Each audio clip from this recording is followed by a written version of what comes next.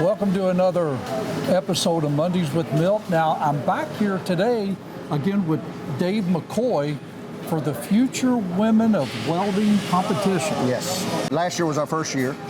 Was extremely successful with 35 competitors. This year, it's a two-day event with 52 competitors from all over.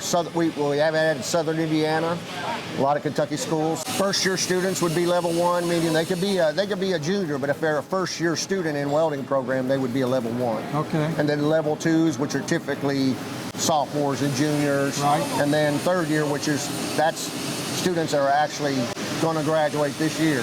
Yeah. So, yeah.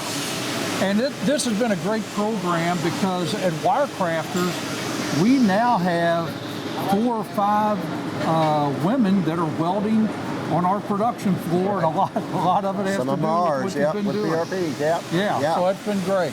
All right, well, Dave, thank you very much. Thanks, Milt. You've got a lot going on, so Yes, we'll let sir. you get going.